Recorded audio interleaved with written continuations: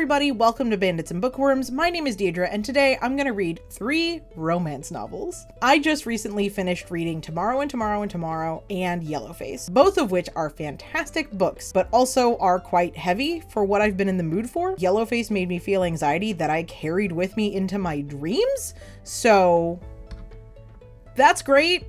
This isn't a Yellowface review, but I am gonna say R.F. Kuang does a really amazing job of making me detest a protagonist while also feeling all of the anxiety that comes with the bad decisions they made. I don't really understand how that's possible, but here we are. So after reading those 2 novels, I felt like it was time to give myself a little bit of a break and read something maybe a little bit more fluffy and just kind of feel goody. Hopefully, which is why I've turned to the category of romance, because I have several of them on my shelves. I think it is the second most read genre by me besides fantasy. I have 3 books that I'm gonna read today. One of them is gonna be on my Kindle, and then the other 2 I already own in print. What? Of course it's in print. What else would it be, DEIDRE? In physical form. So in the order that I will be reading them, first up in our lineup of 3 romance novels today is The Fine Print by Lauren Asher, which I'm really excited about. I started reading it a couple of weeks ago, and then my husband reminded me that I had promised to read a different book with him, and so I immediately put it down and started reading that book because I just get excited when he wants to read things with me. Now I'm actually going to revisit it now that I've finished that other book. This one follows it's a dual perspective. It follows Rowan, who is trying to get his inheritance of becoming the director of Dreamland, I think. Dreamland is an amusement park that his grandfather started. He's trying to make sure that it runs the way that his grandfather sets out for him so that he can get his inheritance. The other perspective we get in this novel is Zara, who is an employee at Dreamland and has some choice words for Rowan when she first meets him, not realizing exactly who he is, and then the 2 of them getting together. That's as far as I know so far. That's as far as I got, is that bit. So I'm excited to get further into it and see, because I was really enjoying it to that point. So hopefully we really like it. The next book on this list is one that I'm going to be reading on my Kindle, and that is Fix Her Up by Tessa Bailey. This is actually one that I had not planned on reading for this video. I think the list for this video has changed 3 or 4 times in my planning of it, but I was in Barnes & Noble on my birthday with my husband, and I said I was looking for one more romance novel to read, and he kind of as a joke pointed to Fix Her Up because my parents are big DIYers. They have the wood shop, which you saw in my 3 thriller novels video, and we've built this whole thing back here is a big custom built-in unit that I designed and then my parents helped me build. So it is something that is kind of a little inside joke for my family, I want to say. So he pointed to that and I said, bet. And now I'm gonna get it on Kindle. I don't really know anything about it other than it's called Fix Her Up and it looks like it's DIYers doing something, but I don't know beyond that. So I'll give you a synopsis once we get into it. And then the last one on this list is one that I'm sure everybody's seen if you are at all into the romance scene, and that is Love Theoretically by Ali Hazelwood. I'm a STEM girl. I work in technology, so it's really fun for me to read these books. I loved The Love Hypothesis. I still have not read Love on the Brain. I know I mentioned that in my mid-year freakout tag. I'll get to it eventually, I'm sure, but I want to hop on this train while it's still fresh. So we're gonna read Love Theoretically and see how it is. Hopefully I like it in the same vein as The Love Hypothesis, even if I don't like it nearly as much. But again, STEM stuff I'm always down for, even if it's silly. I just love it. With that being said, we have our 3 books. We're excited to read them. Doug is cozy on his little thing that I just made up for him. It's nice and soft and he's very excited about it. And we're gonna read now, starting with The Fine Print. Let's go. Lots changed. Let's talk about it. So first things first, I got a haircut. So that's the thing you can see. That's awesome. It's been over 100 degrees here for about a month in Texas at this point. And I was getting to the point where my hair was not only always back, but it was also always like in a rat's nest on top of my head. And that's just not healthy for anybody. So I chopped it off. Got it chopped off, done with it, over it. She's gone. Now I'm giving like Regina from Once Upon a Time vibes, if you ask me. Regardless, it's been over a month since I filmed that intro. I filmed that intro on July 14th, and it is now August 22nd.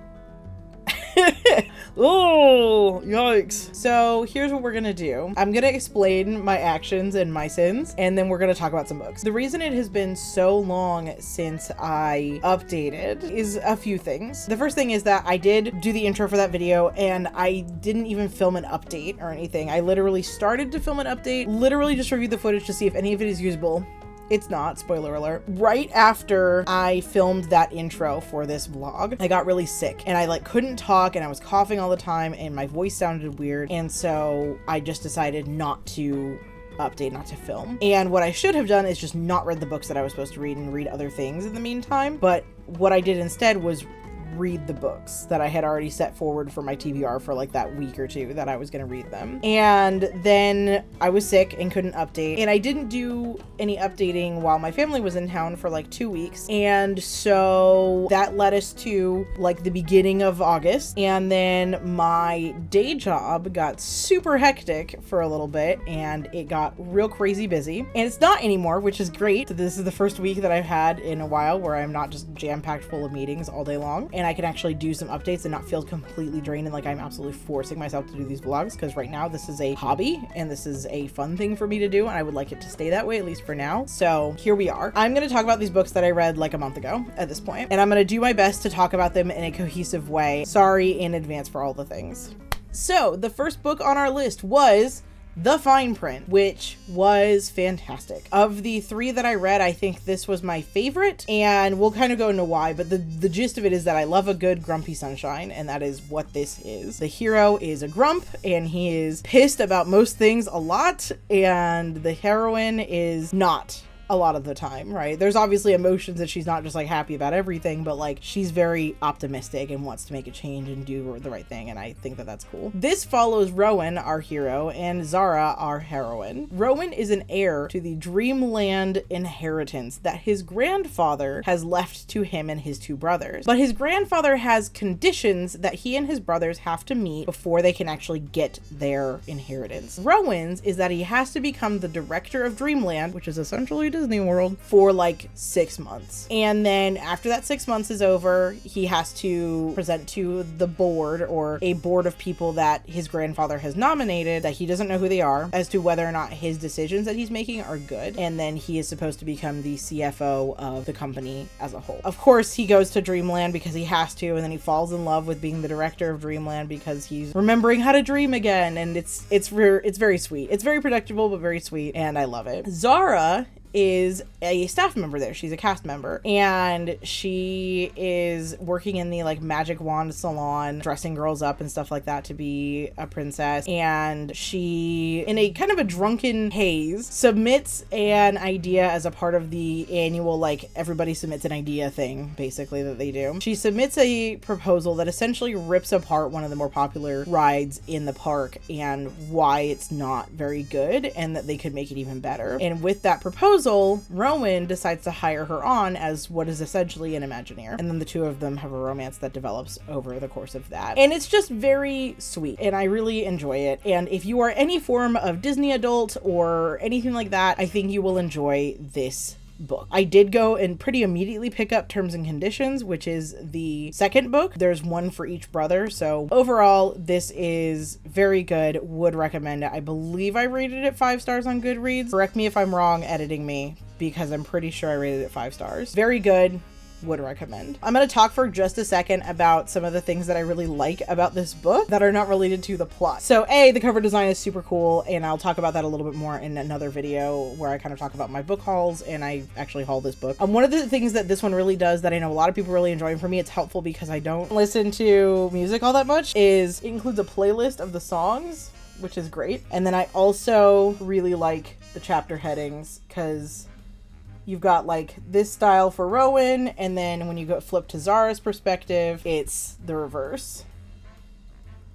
So that's very fun. I really enjoyed that a lot. Plot-wise, I think that if you are a Twilight girly and you kind of enjoy the idea of the like misunderstood villain, billionaire kind of, you know, we get to do the crazy, like, I'm gonna take you to Italy on our first date kind of things, then you'll really like this, I think. If that's not your scene, good luck. Maybe you really like it for the tropes, maybe that's the thing, but like, this is definitely misunderstood villain, billionaire kind of stuff that you're looking at. So I thought that all of that was done really well, and I thought that like this just made me, I don't know, it made me feel like I was 15 again and reading Twilight for the first time, let me put it that way, which is, I feel like a weird thing to compare this to, but that's how I felt during it. And it just was like one of those like super I know that what I'm reading, and I know that it's kitschy, and I know that it's definitely appealing to my sense of youth by being a Disney adult in some capacity, for better or for worse.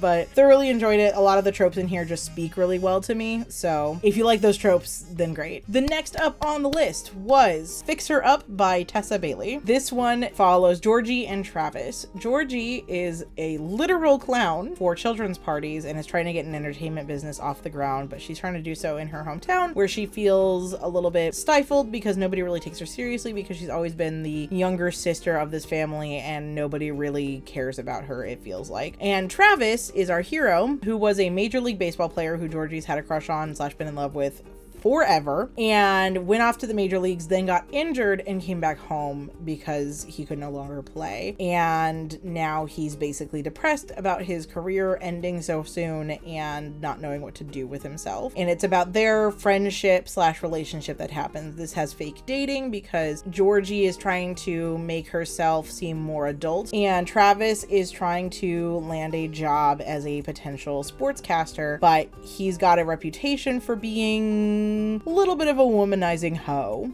Let's put it that way. And so he is trying to give the impression that he's more of a family man, and so they end up entering into a fake dating relationship kind of a thing. It was good. I enjoyed it, but I also found myself feeling I literally had to look up a synopsis for this one because I felt like it was kind of forgettable. I thought the characters were okay. I didn't mind both Georgie and Travis. Travis's attraction, and I recognize I'm a bit of a hypocrite here because in the fine print, Rowan's physical attraction to Zara was pretty instant. So I recognize that what I'm about to say is kind of hypocritical. However, I felt like Travis went from this girl's kind of an annoying younger sister to holy shit, let's bang in like 0.3 seconds. And I know that there's sometimes not a lot for people that like takes them to go from one place to the other, but I was not there with him. Their relationship was good once they did start spending time together, and they actually did, like, I thought that that was really fun. There are a couple of scenes where Travis struggles with the fact that he's attracted to Georgie. I also felt that like Travis was kind of self-centered in a way that like was almost irredeemable to me. They got together at the very end in such a like haphazard way, and then the book just kind of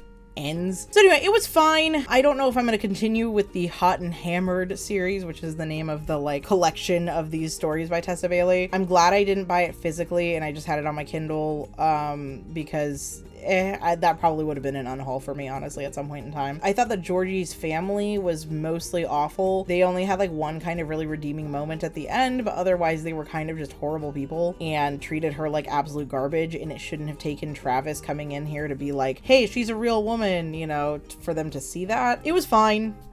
3 stars. Moving on. The last book that we have for this video was Love Theoretically by Ali Hazelwood. Now, I think I said this in the intro. I did just watch the intro. All of it's flown out of my brain. I have ADHD. But I read The Love Hypothesis and adored it. I have not read Love on the Brain, but I did read Love Theoretically, and it was good. And I think I'm gonna be in the minority here because I didn't like this as much as The Love Hypothesis. I feel like a lot of people like this more than The Love Hypothesis because I do agree that I think Jack is a better hero. Do the synopsis and then start talking about the rest of the book. Why are you like this? Love Theoretically follows Elsie, who is a theoretical physicist trying to go in for a faculty position at MIT. And our hero, Jack, works there as an experimental physics professor / an experimental physicist. And there's like this rival between theoretical physicists and experimental physicists. I'm gonna try not to say the word physicists again during this whole review. But they are at odds with each other because Elsie is trying to go for this position. Jack doesn't necessarily think that she's gonna get it, and yet they start talking to each other, and she and Jack start spending a lot of time together because he's part of the review board, and a romance develops from there. So they're like enemies to lovers is kind of the big trope here. There's also this whole other aspect of the fact that Elsie works for, she's an adjunct professor right now, meaning she doesn't get paid a whole lot for what she does. So on the side, she also does this dating app called Faux, which which is a fake dating app where she literally goes on fake dates with people for whatever they need. And she goes on a date with this guy, Greg.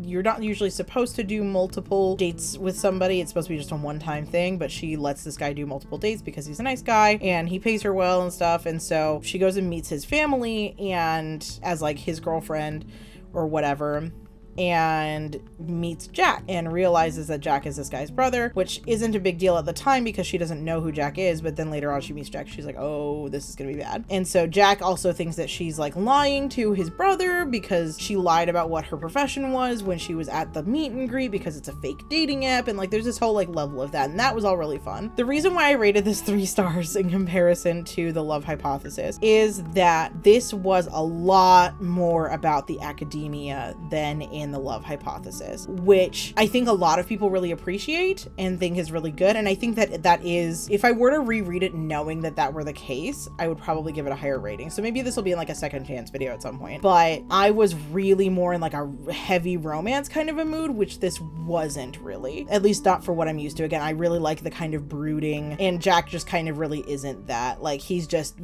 Jack is absolutely human. I think that the characters are written extremely well. I will put it that way. The characters are awesome. I think I was just kind of bored throughout it because it was so much more about like the job and the academia than it was about the romance, it felt like a lot of the time. I know how important that was to the story, and I don't think it's a poorly written story. It's just not what I was looking for at the moment. So that's where I feel like it went off the rails for me. However, Jack does, like, there are several scenes in this that I'm like, oh yes, that's what I'm looking for. Hello. Jack's a sweetheart and Elsie's a sweetheart. Also, there's an Adam and Olive appearance at one point, which is great, and I thought that was super fun. I want to read Love on the Brain as well. I want to have the whole compendium. I know that she has a short story collection out as well. I thought that this was good. I ended up rating it 3 stars. Do I think that that's probably on the low side? Looking back on it, yeah, probably, but that's what I was feeling at the time, so I'm gonna leave the rating there, and then maybe I'll try this in a second chance video at some point. Who knows? Anyway, thank you so much for watching this video. That's all that I have for now. We do have a couple of really fun videos planned coming out soon. We're literally meaning to plan out one this weekend, so super excited about that. So I will have another vlog up and running for you, hopefully in a couple of weeks. Thank you so much for watching this video. I hope you have a great time with your week, your day, your weekend, whatever, and make sure you are practicing safe text. Bye.